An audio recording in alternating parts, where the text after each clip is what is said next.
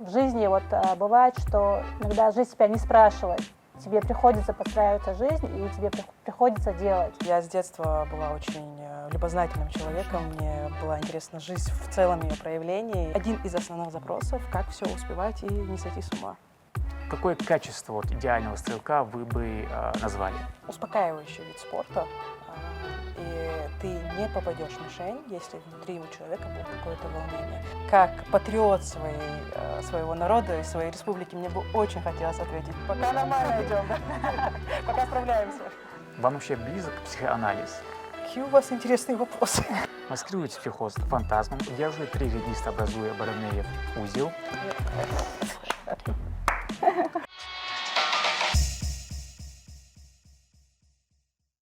Зулихан, вы первая женщина-тренер по стрельбе из лука в Чеченской Республике. Помните ли вы этот первый момент, когда взяли в руки лук, и вообще чем вас зацепил именно этот вид спорта? Я помню, это 16-й год был, когда главный тренер Кавказских игр Адам предложил мне быть в составе команды Чеченской Республики и представлять на Кавказских играх.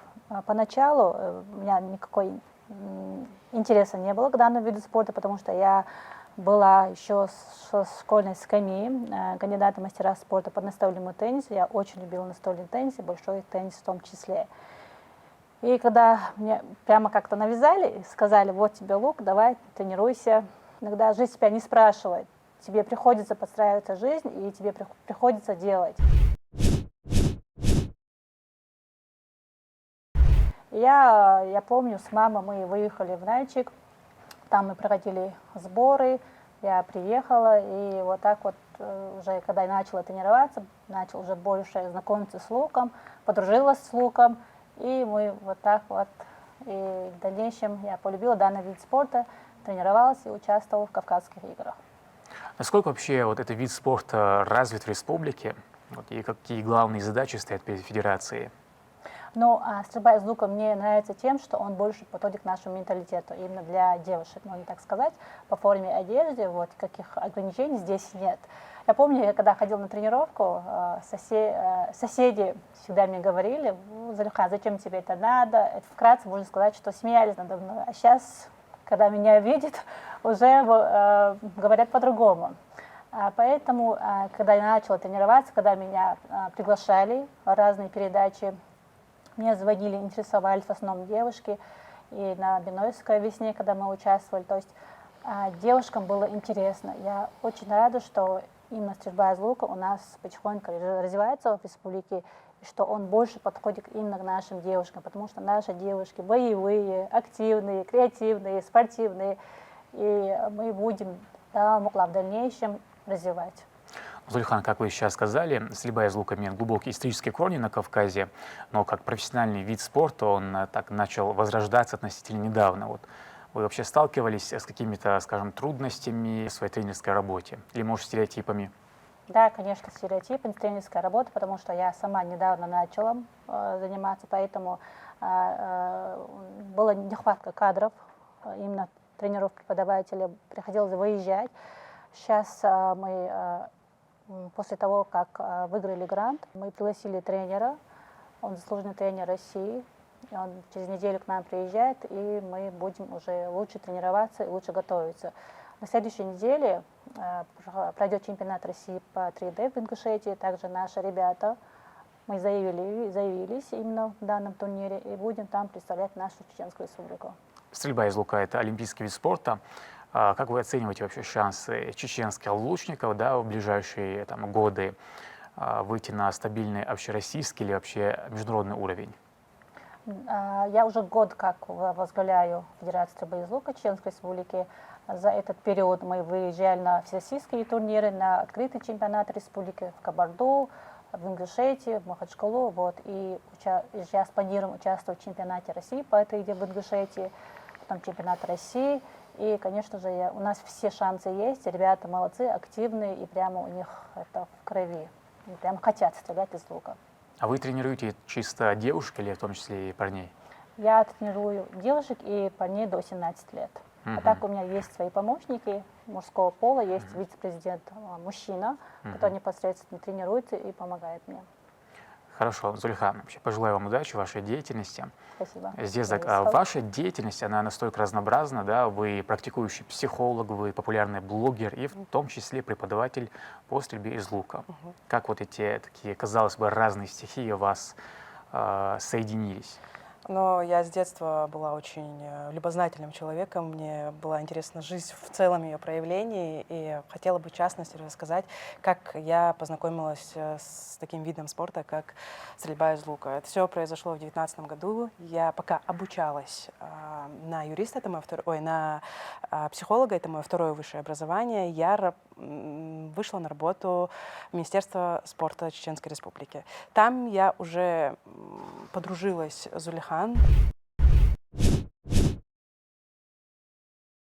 И ее стремление, ее, так сказать, результаты, ее навыки так сильно меня замотивировали, что мне тоже захотелось познакомиться с этим видом спорта. И очень, когда в первый раз у меня получилось попасть в десятку, я поняла, что это чувство я хочу испытывать чаще и чаще. Вот так все пошло. Потом был первый турнир, на котором я заняла призовое место. Это Биноевская весна, большой турнир.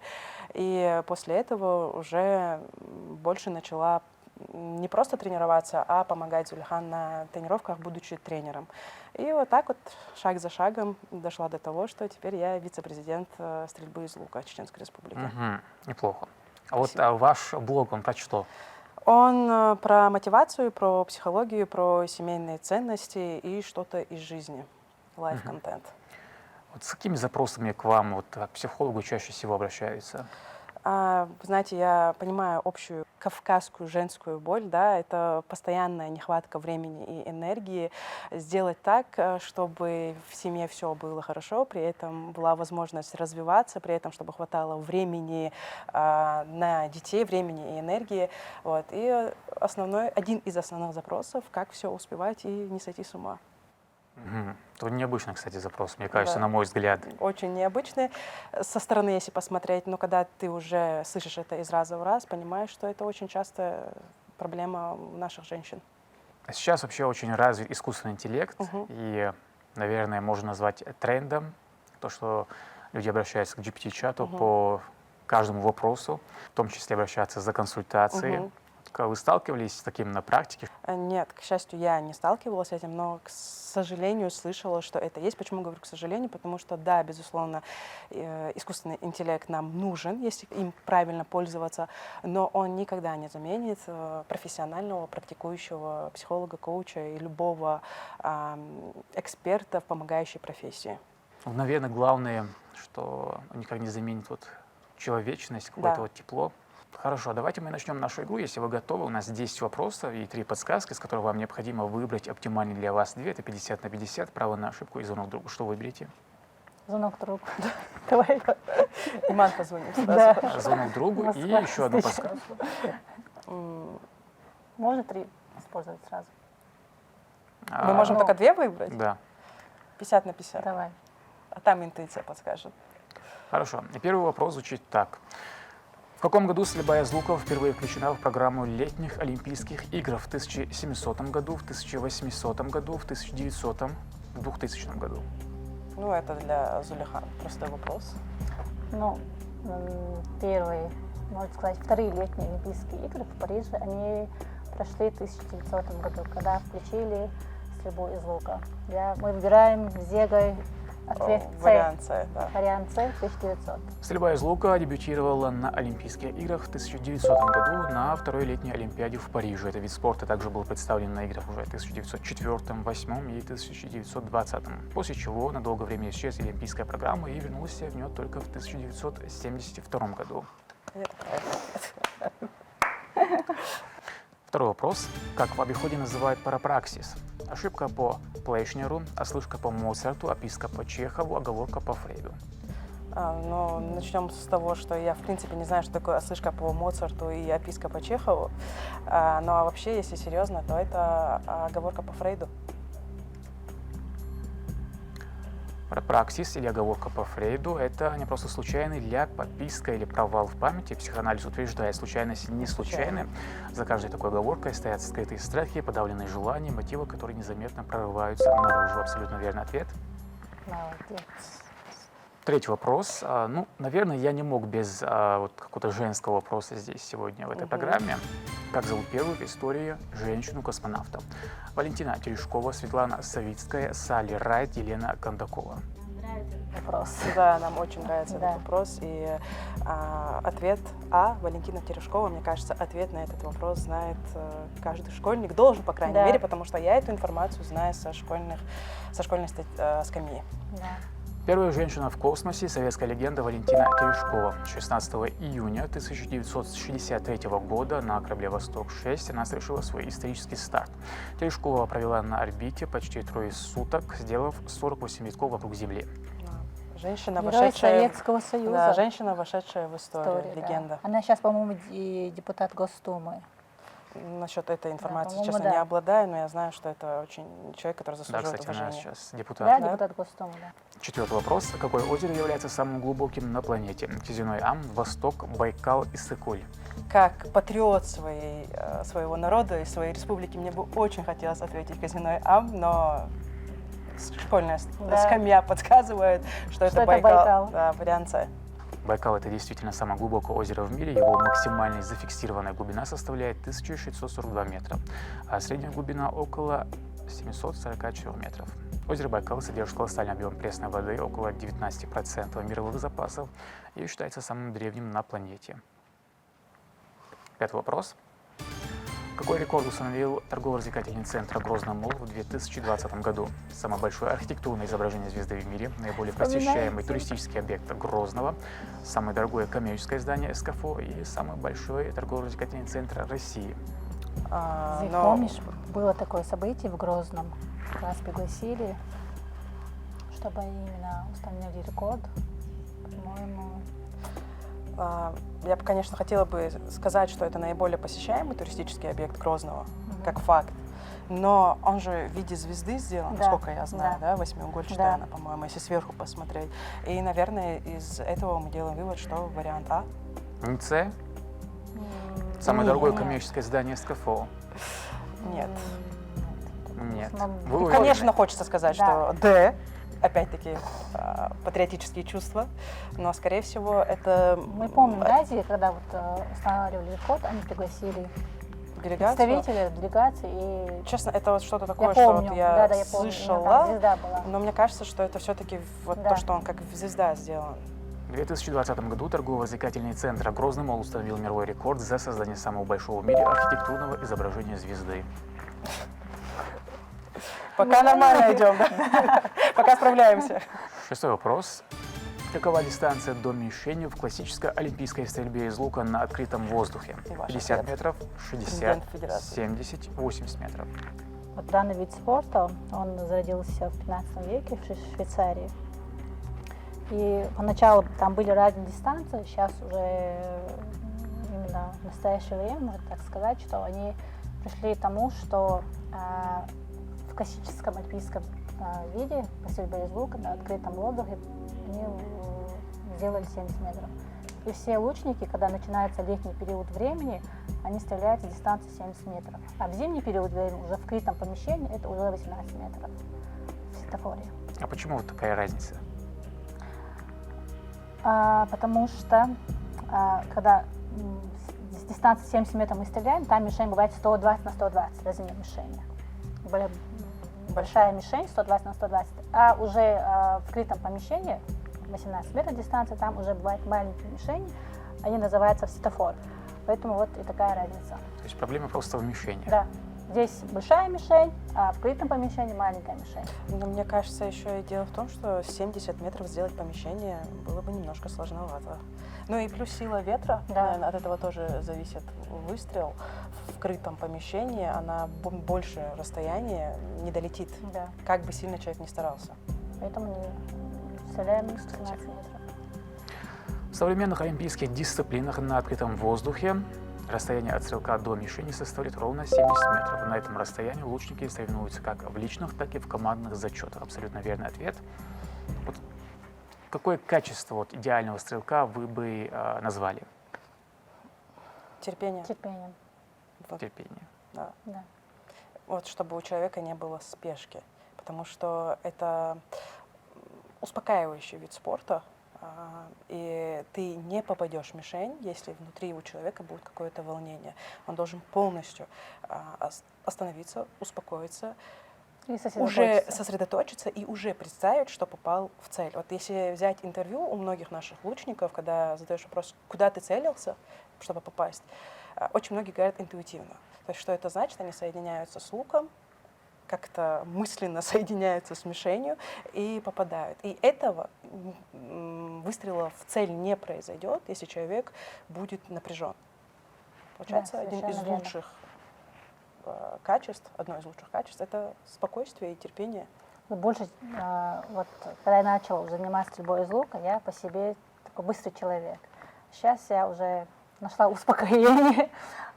Ну, я бы сказал, что вы все еще довольно-таки быстрый человек. Да? Я даже не успеваю зачитывать, вы уже там хотите что-то ответить.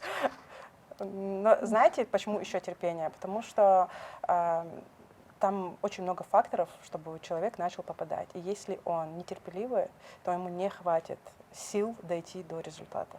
То есть бывают моменты, когда человек попадает с 10 разов, из 10 выстрелов, а бывают моменты, когда он, будучи действующим чемпионом, может вообще не попасть.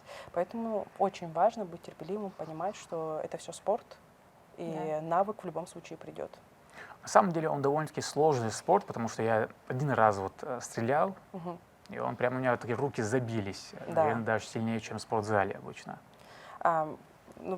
Потому что если у человека не натренированные руки, ему будет очень сложно натянуть тетео, чтобы, как мы понимаем, попасть 70 метров, очень сильно нужно ее натянуть. То есть помимо наших основных тренировок у нас еще есть тренировки в спортзале. Комплекс специально для рук. Вот у нас скоро должна быть Беноевская весна, и стабильно Зулихан всегда дает нашей группе, где наши лучники, дает комплекс упражнений специально для рук. Вот если в олимпийском виде спорта это 70 метров, то я хотел вообще привести такой факт, что дольше всех выстрелил, говорят, турецкий султан Селим III из 889 метров. И вот этот рекорд до сих пор не побит. Но если даже представить, этот рекорд очень сложно побить. Да, это что-то уникальное. Ну, можно еще сказать, Рамзан, что на Кавказских играх мы убираем все прицелы, и они могут, например, не ровно 70 метров стрелять, а отойти еще дальше. Так что у нас тоже есть такое. Хорошо, продолжим нашу игру. 7-й вопрос. Как в музыке называется одновременное звучание нескольких звуков разной высоты? Мелодия, гамма, аккорд, унисон. Немножечко сложный вопрос. Что я, что Зульхан далеки от музыки. Может, воспользуемся подсказкой? Мазал на руку? Нет. Думаешь? Нет. Может, 50 на 50? Давай. Можно или нельзя? Да, конечно же. 50 на 50. Убейте два неверных варианта ответов. И у вас остается А и С. Это либо мелодия, либо аккорд. Ну, точно не мелодия. Мне почему так кажется. Точно или кажется? Кажется. Давай выберем аккорд. Давай. Ну, давай мы закроем глаза. Одновременное звучание нескольких, 3 и более музыкальных звуков разной высоты называется аккордом. Абсолютно верно. Интуиция не подвела. В музыке такие созвучия воспринимаются как единое целое, где звуки гармонично дополняют друг друга. Самый простой пример — трезвучие. Если звучит всего 2 звука, это называется интервалом. 8-й вопрос. Чем окропляли основание башни в старину перед началом строительства? Кровью жертвенных животных, благовониями, местным бульоном, медом? Какие у вас интересные вопросы. Наверное, здесь не могло быть, не быть вопроса Про про башню? Чеченскую республику. О культуре, историю. Да. Ну, давай от обратного. Наверное, точно не медом, не благовониями. Не мясным бульоном. Может быть, читали Мовлид, когда у нас читает молот, у нас жертвоприношение. И, может быть, кровью жертвенных животных. Да. Сахдуахы. Да, и доктор. Я, честно, не углублялась никогда в этот вопрос. Но просто нам кажется, Скорее, я уверена, логики. что это не мед Да. и не благовоние. Почему не мед? Наоборот, как-то в какой-то степени даже логично. Зиг, не Мед. мясной бульон. Я не думаю, что в то На время... новче это не похоже. Зиг, я не думаю, что в то время мясным бульоном... Не растрачивали мясной Да. бульон, да? Скорее всего, Да. Строительству башни предшествовало магическое действие. Сначала проверяли благоприятность места, затем приносили в жертву животное, часто овцу, но зажиточные семьи могли и быка. И кровью жертвенного животного укрепляли основание, произносили молитву, и уважаемый сильный человек, обладавший, по мнению односельчан, такой счастливой рукой, прикасался к укладываемому в основание первому камню и благословлял начало работ. Эрудированные. пока нормально идем, Да. держимся. Сейчас Девятый вопрос. Последний вопрос. Какую функцию выполняет концепт симптом Жака Лакана по отношению к трем регистрам психического: реальному, символическому и воображаемому? Маскирует психоз фантазмом, удерживает три регистра, образуя Боромеев узел, становится равным символическому, повышает коэффициент надежности и согласованности альфа Кронбаха. Зиг, я Вот сразу это вот, скажу, знаете, что я далека. Приятно так, что вот такой вопрос. Жака Лакана называют французским Зигмундом Фрейдом. Он очень углублялся в изучении его теорий. Вот. Но со временем он перешел больше на философию. И в данном вопросе, если я не ошибаюсь, ответ Б удерживает три регистра, образуя Боромеев узел. Вам вообще близок психоанализ? Честно говоря, не совсем. Есть свои определенные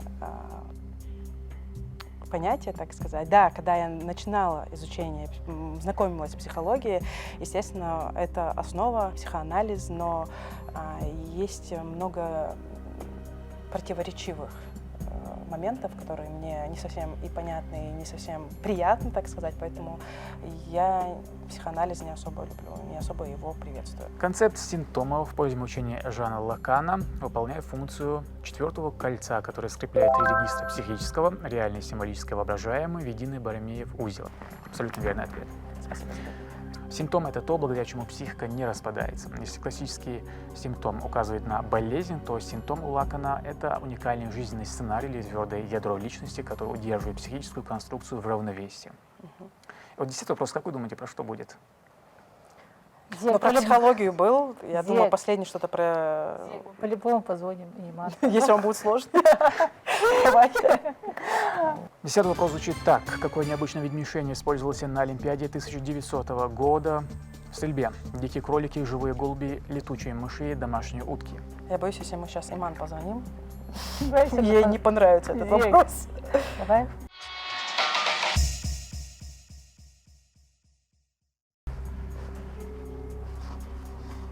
О, сразу ответила. Иман, дедик Хела. Иман, да ты кто? Да, видим. Иман, это тот редкий случай, тот единственный, наверное, в жизни, когда бывает звонок другу. Я сейчас не шучу. Да. Мы зададим тебе вопрос, пожалуйста, помоги нам с вариантом ответа. Если мы выиграем, то выиграем 1 миллион рублей. Мы с тобой, мы с Зегой поделимся обязательно. Зулихан свято верит, что мы выиграем 1 миллион рублей. Иман, слушай вопрос. Какой необычный вид мишени использовался на Олимпиаде 1900 года в стрельбе? А. Дикие кролики. Б. Живые голуби. С. Летучие мыши. Д. Домашние утки. Не говори, что не знаешь ответ на этот вопрос. Включи логику, пожалуйста. Очень легкий вопрос. Да? Ого. И? Мы знали, кому позвонить. Голуби? Да. Ты Живые. турецкие сериалы пересмотрела, поэтому знаешь ответ на этот вопрос? Ну там варианты какие, посчитай сама. Ну ладно, хорошо. Посчитай. Мы тебе верим, Иман. Все, Иман, Иман, дерись, Зарезка, мы тебе сообщим, правильно ответила или нет? Но я буду ждать с нетерпением. Хорошо. Ну, давай. И ваш ответ? Вариант Б. Я Живые с ней голуби. полностью согласна. На Олимпиаде в Париже за день 166 стрелков убили почти 400 птиц. Во время соревнований по стрельбе использовали живых голубей. Чемпионом стал австралиец Дональд Макинтош, подстреливший 22 голубя. Позже вместо птиц стали использовать уже специальные мишени тарелки, а вид спорта трансформировался в стендовую стрельбу. Представь, какая история. Да. Спасибо, Иман, ты нам помогла. Зулихан Зезак, я вас поздравляю, вы абсолютные победители. Спасибо вам большое. Было волнительно, честно, я очень переживала, но, альхамдулилlah, вроде справились. Да, это да. немножко потренировали мозг, зарядились и благодарим вас. Очень приятно было здесь находиться. Ирейс Хелп. Это да. Еще раз Ирейс Хелп, то, что нас пригласили, я вспомнила школьные годы, именно Олимпиаду, викторину, когда училась в школе. Так что было интересно. Ирейс Хелп за приглашение. Спасибо, что пришли. Горд, что вы победили. Ирейс Хелп, да, лавтуй.